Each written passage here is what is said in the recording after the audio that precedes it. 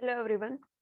हम जो अपना जीएस के कुछ क्वेश्चंस है वो सोल्व कर रहे थे जो 2018 में आपके एनटीपीसी वाला एग्जाम ग्रुप डी एग्जाम था उसमें पूछे गए थे। वो क्वेश्चंस हम सोल्व कर रहे थे। उसी सीरीज को कंटिन्यू करते हुए आगे हम आज भी कुछ क्वेश्चंस है वो सोल्व करने वाले जो प्रीवियस ईयर पूछे गए, मतलब 2018 में जो क्वेश्चंस पूछे गए हैं उन्हीं को हम यहाँ पर सोल्व करने वाले हैं।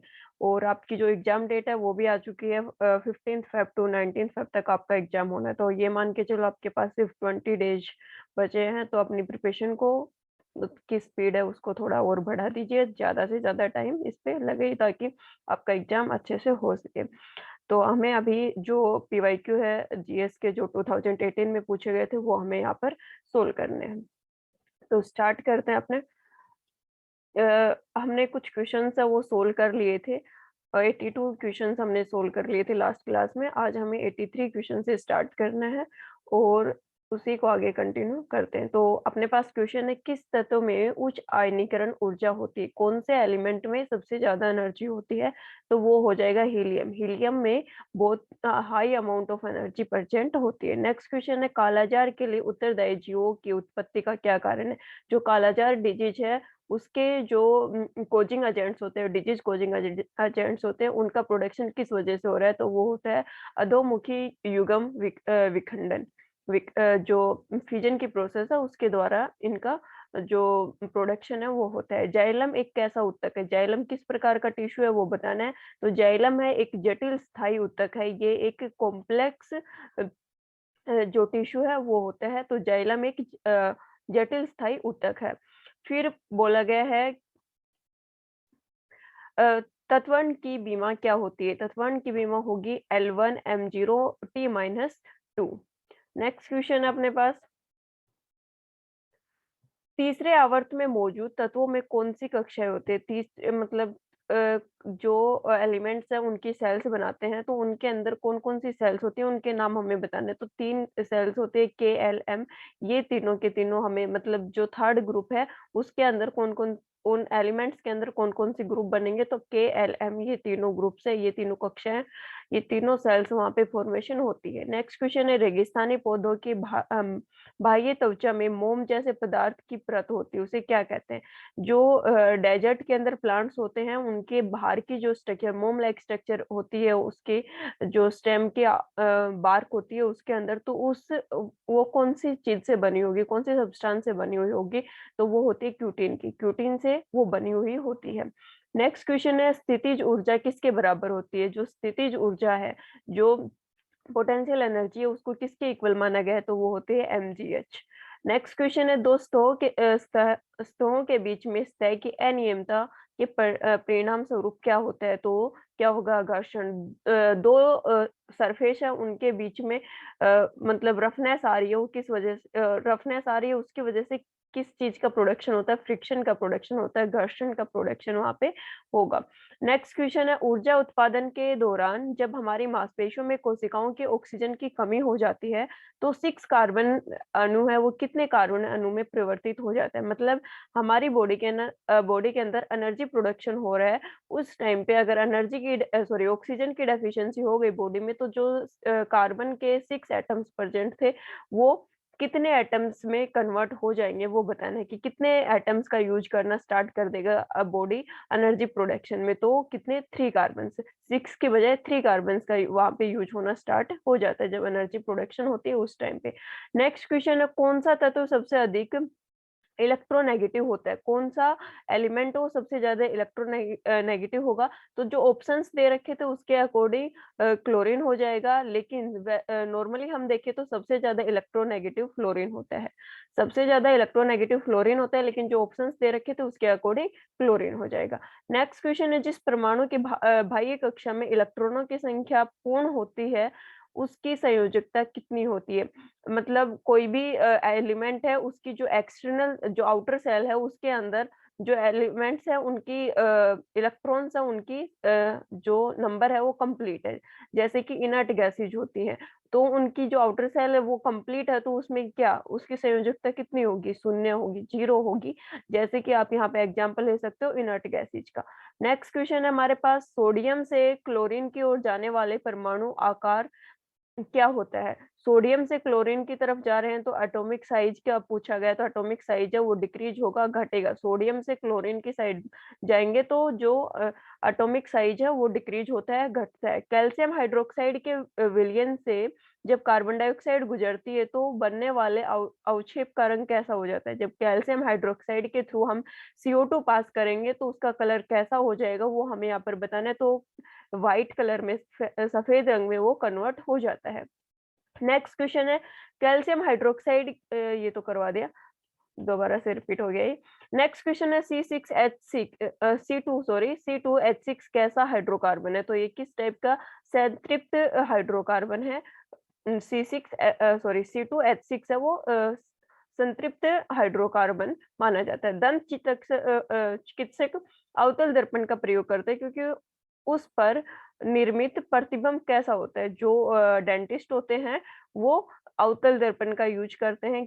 तो किस टाइप का प्रतिबिंब उससे जो स्ट्रक्चर बनती है उस पे गिरेगा तो वो होता है आभासी और बड़ा। मतलब जो माउथ के अंदर कोई जो टीथ की स्ट्रक्चर उन्हें देखनी होती है, टीथ में कोई डिजीज़ है उसके बारे में देखना होता है, तो वो छोटा-सा माइक्रोब है वो भी उनको बड़ा दिखाई देगा।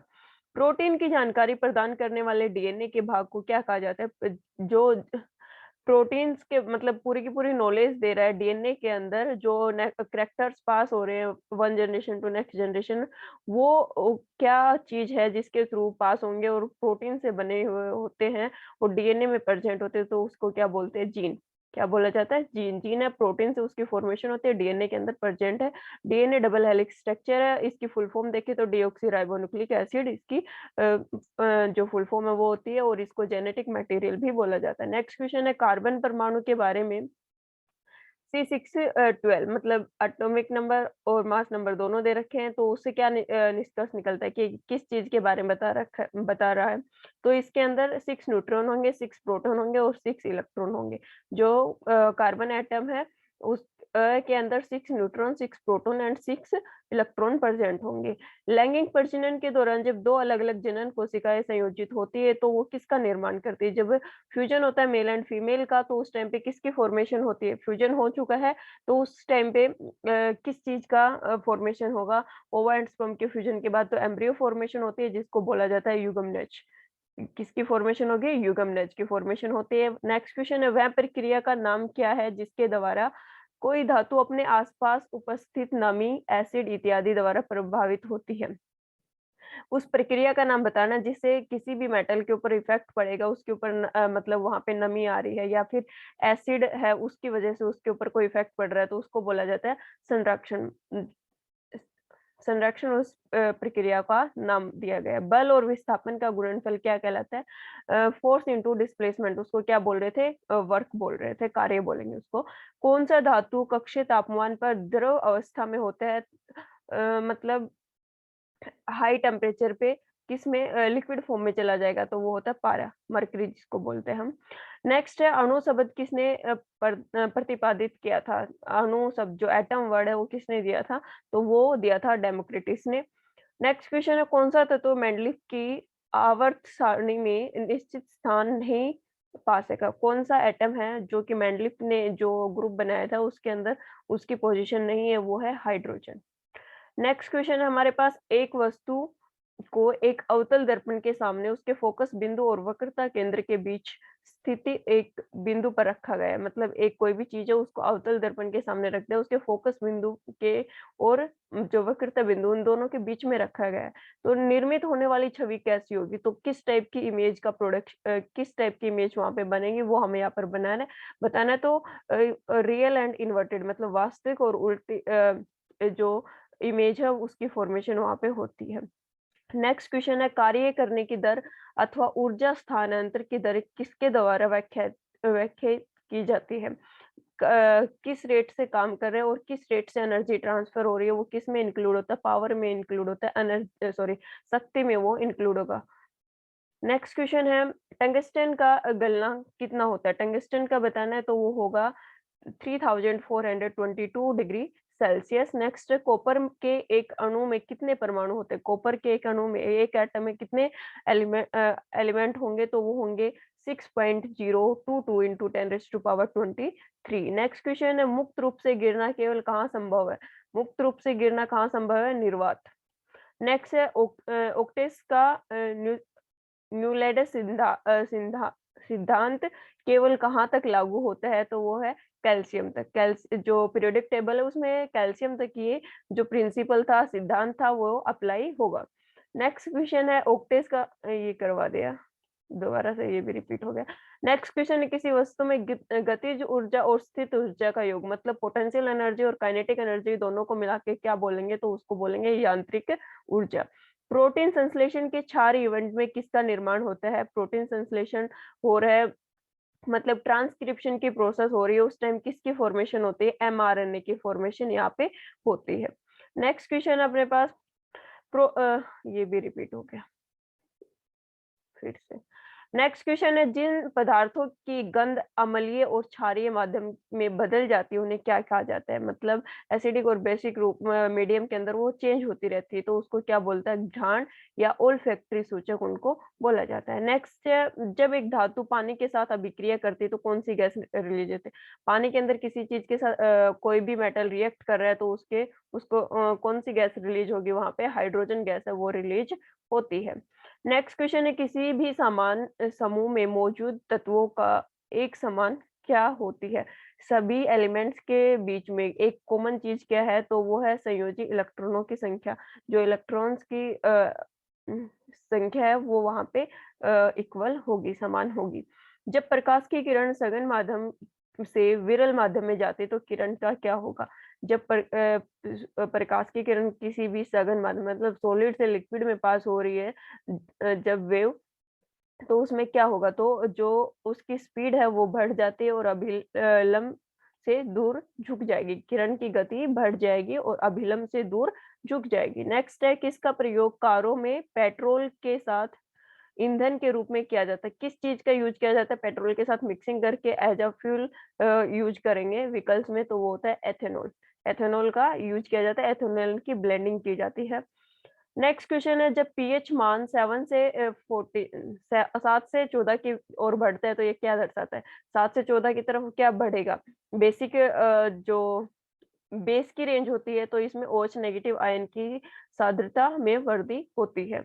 कणों की गतिज ऊर्जा किसमें अधिकता होती है?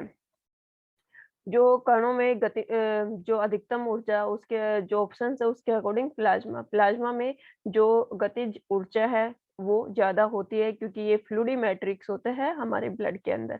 गंधमाला, ग्वाइटर किसकी कमी की वजह से? ग्वाइटर डिजीज है वो किसकी कमी की वजह से होगा? आयोडीन की कमी से ये होता है। और यहाँ जो हमारा नेक वाला पोर्शन, गर्दन वाला पोर्शन होता है, इसमें स्वेलिंग आनी स्टार्ट हो जाती है, सूजन आनी स्टार्ट हो जाती है यहाँ पे। नेक्स्ट है, आसमान की ओर फेंका गया पत्थर पृथ्वी की ओर वापस क्यों आता है? आसमान की तरफ हमने कोई चीज फेंक दी, वो यहाँ पे पत्थर लिया गया तो पत्थर फेंक दिया है, तो वो नीचे की तरफ क्यों आएगा? क्योंकि वह एक बल होता है जो इसे भूमि की ओर खींचता है। एक बल होगा, मतलब एक फोर्स होगा। कौन सा फोर्स? ग्रेविटेशनल फोर्स, गुरुत्वाकर्षण फोर्स है, वो उसको अर्थ की तरफ वापस से खींचता है।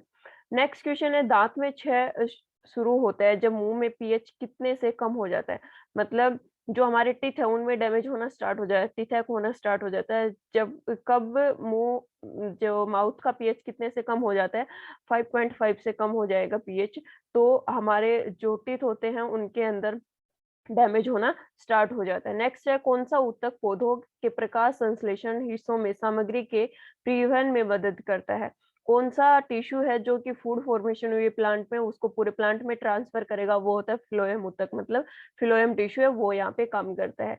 किसी वैज्ञानिक ने अपनी पुस्तक ओरिजिन ऑफ द स्पीसीज में कार्बनिक विकास के लिए एक क्रिया विधि का सुझाव दिया है? कौन सा साइंटिस्ट है जिसने ओरिजिन ऑफ स्पीसीज में जो अलग-अलग कार्बनिक डेवलपमेंट हो रहा है उसके बारे में बताया गया है? तो ओरिजिन ऑफ बुक स्पीसीज ये किसने दी थी? चार्ल्स डार्विन ने दी थी। नेचुरल सिलेक्शन की थ्योरी भी किसने दी थी? चार्ल्स डार्विन ने दी थी। नेक्स्ट क्वेश्चन, एक कार में उच्च गति से चल रही है तो किस ऊर्जा से युक्त होती है? एक कार है वो बहुत हाई स्पीड से चल रही है तो उसमें कौन सी एनर्जी होगी? गतिज ऊर्जा उसके अंदर इंक्लूड होगी। एक वस्तु को अवतल दर्पण के सामने उसके वक्रता और फोकस के फोकस बिंदु के बीच में स्थित एक बिंदु पर रखा गया है। मतलब वक्रता बिंदु और फोकस बिंदु उन दोनों के बीच में रख दिया है, तो छवि कैसी होगी? वक्रता केंद्र से परे किसी बिंदु पर, मतलब जो वक्रता केंद्र है उससे दूर किसी बिंदु के ऊपर उसकी जो इमेज है वो बनती है। तापमान को केल्विन पैमाने से सेल्सियस पैमाने में बदलने के लिए तापमान में से कितना घटाना होगा? जो हम सेल्सियस से किसमें कन्वर्ट कर रहे हैं? केल्विन, सॉरी, केल्विन से सेल्सियस में कन्वर्ट करते हैं तो कितना, 273 इसमें से माइनस करना होता है। नेक्स्ट क्वेश्चन अपने पास, सोल्डर किसका मिश्र धातु है? किस-किस से मिलकर बना हुआ? तो वो होता है पीबी एंड एसएन, मतलब सीसा और टिन, इन दोनों से मिलकर ये बना हुआ होता है। एक पौधे के बीच में आगामी पौधा किस रूप में होता है? तो वो किसके रूप में होगा? भ्रूण के रूप में। एक बीज है उसके अंदर जो एक बीज है उससे जर्मिनेशन की प्रोसेस हो रही है, तो वो किसके फॉर्म में होगा? एंडोस्पर्म भ्रूण के रूप में। माता-पिता से संतान में शारीरिक और मानसिक गुणों के संचरण को क्या कहा जाता है? पेरेंट्स से जो न्यू जर्नी होगी, मतलब नेक्स्ट जनरेशन होगी, उसमें जो अ, हमारे कैरेक्टर्स वो पास हो रहे हैं उसको क्या बोलते हैं? आनुवंशिकता बोलते हैं, इनहेरिटेंस बोला जाता है। नेक्स्ट है, किसी वस्तु के मुक्त रूप से गिरने के दौरान कौन-सी ऊर्जा उसके रास्ते में किसी एक बिंदु पर बढ़ जाती है? कोई भी चीज़ फ्रीली मूव कर रही है तो कौन-सी एनर्जी है वो बढ़ जाएगी, तो वो गतिज ऊर्जा है वो यहाँ पे बढ़ जाती है, काइनेटिक एनर्जी है वो इंक्रीज़ हो जाती है। नेक्स्ट है, परमाणु संलयन प्रक्रियाएँ स्वचालित रूप से किसमें होती है? जो फ्यूजन प्रोसेस है वो कहाँ पे होती है?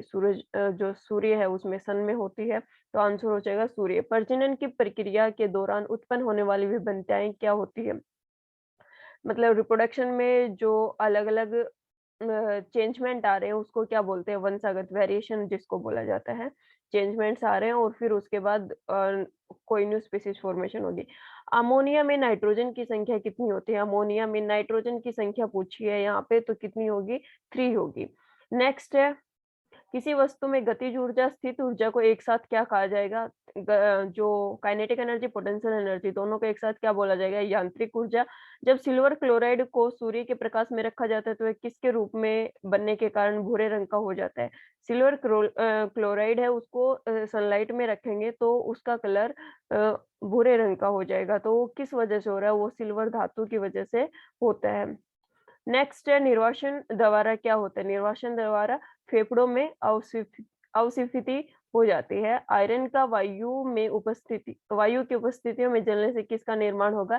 Ferrous oxide Fe2O3 ferrous oxide की फॉर्मेशन यहाँ पे होगी अगर आयरन को एयर के अंदर मतलब एयर की प्रेजेंस में बर्न कर रहे हैं तो। एल कक्षा में रखे जाने वाले इलेक्ट्रॉनों की संख्या कितनी होती है? तो 8 होती है। केएलएम ये होता है केएलएम, के में 2, एल में 8, यहाँ भी 8 और आगे फिर ये बढ़ती जाती है जितने नंबरों जो एटॉमिक नंबर है वो बढ़ेगा उसके अकॉर्डिंग ये बढ़ती जाती है जो इनकी संख्या होगी वो। आभासी और सीधी छवि के लिए दर्पण का आवर्धन क्या होना चाहिए? तो कैसा होना चाहिए? धनात्मक, पॉजिटिव। नेक्स्ट है, कौन-सा ऑक्साइड अम्लों के साथ, क्षारों के साथ विपरीत क्रिया करता है? मतलब एसिडिक मीडियम में भी काम कर रहा है और बेसिक मीडियम में भी काम कर रहा है, तो उसको क्या बोला जाता है? उभयधर्मी ऑक्साइड उसको बोला जाता है। नेक्स्ट है, बल द्वारा किया गया कार्य धनात्मक होता है, जब क्या होता है? फोर्स द्वारा कोई भी वर्क किया जाता है, तो उस टाइम पे क्या होगा? तो विस्थापन बल की दिशा में होता है। डिस्प्लेसमेंट की तरफ होगा। किसी वर्ग में प्राणियों के श्वसन गलफड़ों और फेफड़ों द्वारा होती है। जो गलफड़ों और फेफड़ों द्वारा जो रेस्पिरेटरी सिस्टम वो काम करेगा तो उसको बोला जाता है उभयचर वर्ग। जो पक्षियों वाला जितने बर्ड्स वाली जो फैमिली होती है वो इसमें इंक्लूड होगी। स्विंग की एसआई पत्ती, मोमेंटम की एसआई यूनिट बतानी है तो वो होगी किलोग्राम मीटर पर सेकंड। नेक्स्ट है, त्वरण ऋणात्मक होने पर किसी पिंड का वेग क्या होगा? तो जो वेग है वो क्या होगा? घटेगा। मनुष्यों में निषेचित अंडों किसके स्तर पर प्रत्यारोपित किया जाता है? तो कहाँ पे? गर्भाशय, जो यूट्रस होता है उसके अंदर जाके वो इम्प्लांट होते हैं। एसिटिक अम्ल पानी में घुलने से कौन सा आयन प्रदान होगा? तो H पॉजिटिव। एसिटिक जो एसिटिक एसिड है उसको पानी में घोलेंगे तो H पॉजिटिव आयन्स है वो रिलीज़ होते हैं। नेक्स्ट है ऐसे किसी तत्व जिनकी परमाणु संख्या समान होती है लेकिन परमाणु भार भिन्न-भिन्न होता है मतलब एटॉमिक जो नंबर है वो सेम है होगा लेकिन जो उनका एटॉमिक वेट है वो अलग-अलग होगा तो उसको क्या बोला जाता है समस्थानिक बोला जाता है। समस्थानिक तत्व उनको बोला जाता है। लिटमस विलयन किससे निष्कर्षित किया जाता है? लिटमस विलयन जो किससे निष्कर्षित करेंगे तो लाइकेन से उसको निष्कर्षित किया जाता है। नेक्स्ट तरल अवस्था में पाई जाने वाली अधातु है तरल मतलब फ्लूइडिमेट्रिक्स में जो मिलेगी, लिक्विड फॉर्म में जो मिलेगी वो होती है ब्रोमीन। तो ये कुछ क्वेश्चन्स हैं प्रीवियस ईयर क्वेश्चन्स वो हमने सोल्व कर लिए हैं और आगे भी इस सीरीज को कंटिन्यू करेंगे। अराउंड 2100 क्वेश्चन्स आपके 2018 में साइंस के आए थे अलग-अलग शिफ्ट में, तो वो कंटिन्यूअसली हम करते जा रहे हैं और आप भी अपनी प्रैक्टिस को आगे कंटिन्यू रखिए ताकि आपके एग्ज़ाम डेट्स हैं वो आ चुकी हैं 15th feb to 19th feb आपके एग्ज़ाम होने हैं, तो अपनी जो प्रिपरेशन है उसको अच्छे से कंटिन्यू रखो ताकि एग्ज़ाम आपका क्लियर हो सके। आज की क्लास में इतना ही, मिलते हैं नेक्स्ट क्लास में। Thank you so much, have a nice day.